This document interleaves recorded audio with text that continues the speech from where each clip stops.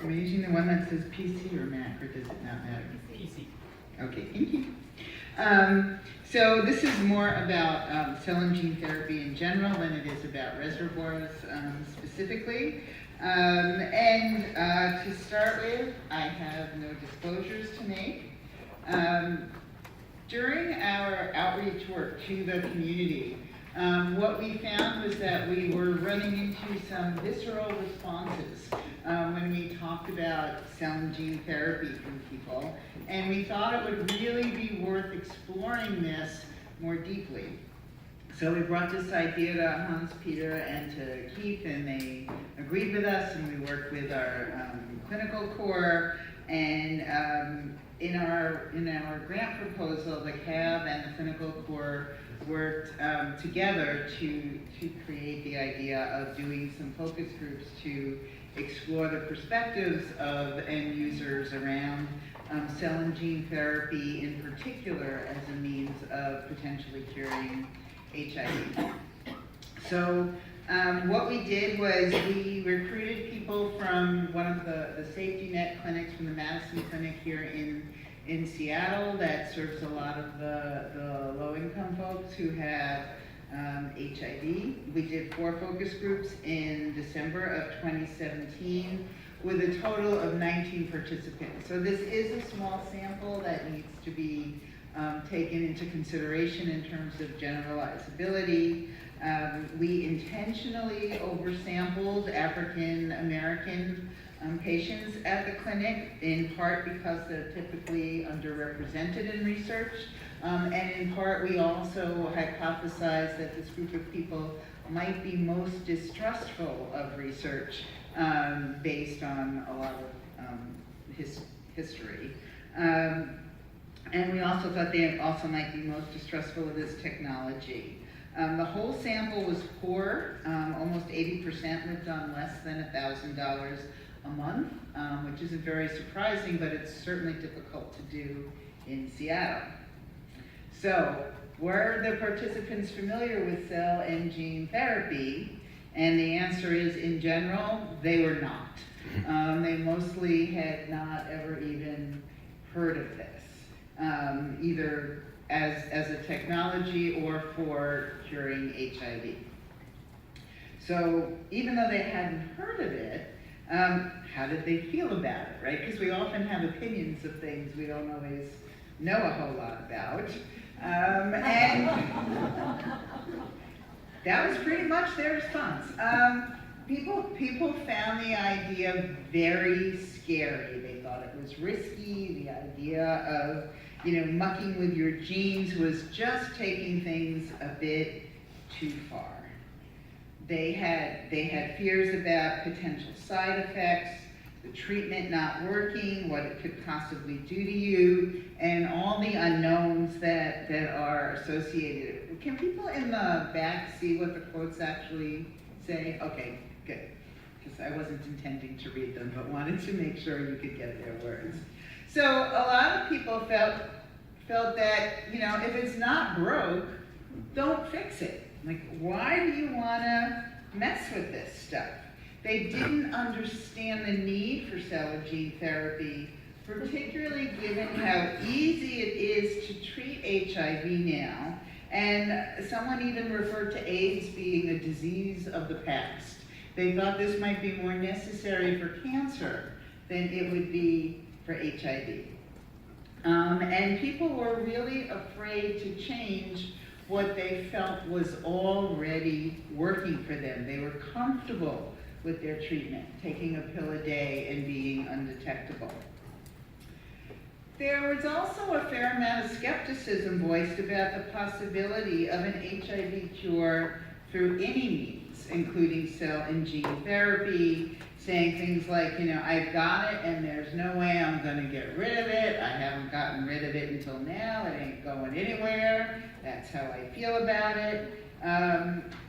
So, the skepticism combined with their comfort and their satisfaction with their current treatment, I think is instructive for us when we think about what is it going to take to recruit people in the future to participate in studies. So when we asked them about the whole idea about could they see themselves participating in cell and gene studies for HIV cure, people talked a lot about not wanting to be guinea pigs and not wanting to be test dummies. We run this funny balance in research where people are angry if they're not included. Right? Why are women excluded from trials? Why aren't there black people in trials? And then you want to include people in trials, and people say, well, I don't want to be a guinea pig. It's kind of a funny balance that we need to strike in order to be inclusive, but to have people feel like, not feel like they're guinea pigs. And so people expressed concerns about messing with stem cells or other genes and what that might do to them. And they were worried about unknown effects, and including saying things like, I don't want to look like a Sasquatch monster either. So, and people really did have questions, will I grow a sixth finger? Will my kidney fail? Will I change my sexuality? All kinds of things came up for folks. So overall, I think I got ahead of myself, people saw themselves as healthy and didn't want to risk their health and their 1 pill a day regimen that they knew was keeping them undetectable for something that was unproven, unknown, and that they perceived as risky and scary. They were actually pretty incredulous that we might ask them to stop taking their medications after having the importance of adherence drilled into them for so many years. And some people were born with HIV, so their whole lives, right? They've been told, don't miss your meds, don't miss your dose, don't miss your dose, you're not gonna get another chance, and a lot of them came up when we had, less forgiving regimens than we have right now. So people were very concerned about the health risks of participation. What happens if something goes wrong? How are you gonna fix it if something happens to me? You think you're gonna do something that's better for me, but what if it goes the other way? So that was a huge concern for people. And people had different levels of vehemence about their lack of desire to participate in trials. One person said, you could offer me $1 million and tell me this is a cure, but you can keep that million. I'm staying where I'm at. And, no way are they going to do that to me. Versus, well, let me see somebody else do it first. So people also expressed other reasons for possibly not participating, ranging from inconvenience to potential resistance, irreversibility of changing their genes, and believing that their doctors wouldn't support a decision to participate in a study. And you can see they said things like, am I gonna grow a third eye? And what if you don't make it through the study? So, and people worried about, well, how many visits will I have to make, and what are you gonna do to me when I actually show up? What we heard a lot of was they wanted to see it tried on somebody else first. Someone said, maybe I would do this if they if they gave that to Magic Johnson. Give it to him and let me see how he does, and then maybe I'll think about it. So really they wanted to see somebody else who had had a successful positive experience before they were willing to take on the risk themselves. Some participants thought that somebody would really need to be desperate to enroll in a study of this sort. And they thought that maybe if enough compensation was offered, somebody who was homeless might be willing to participate in order to get some stability in their lives. Or they thought individuals who had been unable to achieve viral suppression under the current medication that's available might be more open to participating. There were a handful of participants who did say, well, they might be open to considering it, depending on who did it and what kind of compensation there was. Someone said, he thought he would need to be paid $1 million to participate. But there were a number of factors that they would weigh, and a lot of people spoke to trusting their doctors and not wanting to try anything without their doctor's approval, which again points to a direction I think we should think about when we think about, as we move from basic science to people.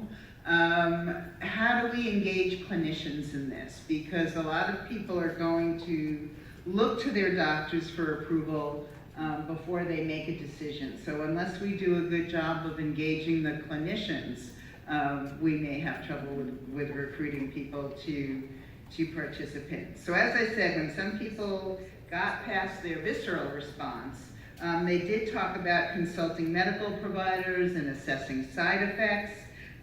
Some did speak to the level of compensation, and a lot of them were broke, and so the idea of money was appealing to them as a way, and being in studies in order to get compensated.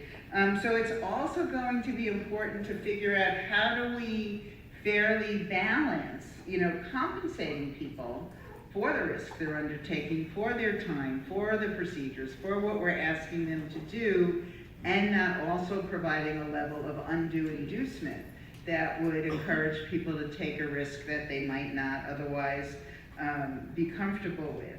The other thing was, we heard from a few people about altruism and the idea of paying the sacrifices of those who had gone before them forward. And so that was also a motivating factor. So what else did they have to say about HIV cure researchers? Well, if I could get it to stay in the right spot. Several participants subscribed to conspiracy theories, and they believed there already was a cure and it was being withheld from them, either because they didn't have money or because pharma wants to keep making money off of people with HIV and profiting off of their lives. We also heard a fair amount of distrust expressed towards researchers in general, the government, and the medical establishment, although again, they did trust their own medical providers. So, references were made to Tuskegee and allowing black men to live with syphilis and stuff that happened in World War II and all of those things, and people believing that people with HIV are not valued, and other folks just might like them out of the way, and why should we trust those people to put anything in our bodies and mess with our genes? So participants had a lot of questions. Some were about what is known about the efficacy of the intervention study to date. They wanted to know if these therapies had been studied in rats or if they've been studied in people yet, and whether or not an intervention would indeed be likely to cure them. Some questions were about exactly what would be injected into them, how often, for how long a duration, and what kind of effects it could have. Some wanted to know about possible side effects, including changes in physical appearance. They wanted to know if they'd be paralyzed, if they'd pass out, if they would develop hives. Some inquired about how sure we were that these wouldn't be heritable changes. They wanted to understand how the intervention worked and how it could control their viral load in the absence of other medication. They also wanted to know what would happen to them if something went wrong and they got sicker as a result of participation. That was probably one of their biggest concerns. So what suggestions did they have for educating people? Because clearly more education is needed. And the most repeated suggestion they made was to have someone who had already been through it come and talk with people and share their experience. In fact, the event we held last night that I hope many of you were at, Medical Angels, was created in direct response to what we learned as a need expressed by our local folks living with HIV, so that they could hear from people who had gone through cell and gene therapy procedures. And I do want to thank Matt Chappell and Matt Sharp for sharing their experiences last night. Additional suggestions they had We're using billboards and advertising. So moving forward, building trust is going to be essential. I think that's the big hurdle we're going to need to leap over. And there are a number of steps that we can take to move in that direction and enhance community understanding of cell and gene therapy. We have more detailed recommendations than I think I have time to convey today, but briefly, given the complexity of cell and gene therapy research, we need to develop simple communication and educational materials that dispel misconceptions and that explain how the experimental interventions work, what their risks are, what their potential benefits are, what we do and don't know about them, the methods of administration. Using testimonials from previous participants in cell and gene therapy research will be an effective way to share information and will offer an additional pathway to build trust and to overcome skepticism. Educating and building relationships with HIV clinicians will be important, again, for building trust among people living with HIV. There are many ways that we can do some of this. We can create interactive web pages that have links to resources. We could have live chat hours on them, offer opportunity for people to leave comments or where community members could ask questions. We could have sample consent forms on the site and do some of that electronically. I think we need to engage in more social science research to understand end user preferences for educational materials, including how they should be tailored specifically to different groups. Because not everybody is going to be receptive to receiving information and messages the same way, and they won't all have the same concerns. It might be valuable for cell and gene therapy researchers who are working on HIV cure to partner with cell and gene therapy researchers in other fields who are working in other disease areas, and an interdisciplinary approach to cell and gene therapy might help to overcome some of the specific HIV-related conspiracies that may surface. So this is my community slide. What did we learn and why is it important? So we know that cell and gene therapy is unfamiliar to many people who are living with HIV, and it is perceived as very scary and risky. There was a lot of reluctance to consider trial participation, especially if it was going to mean an ATI. Trusted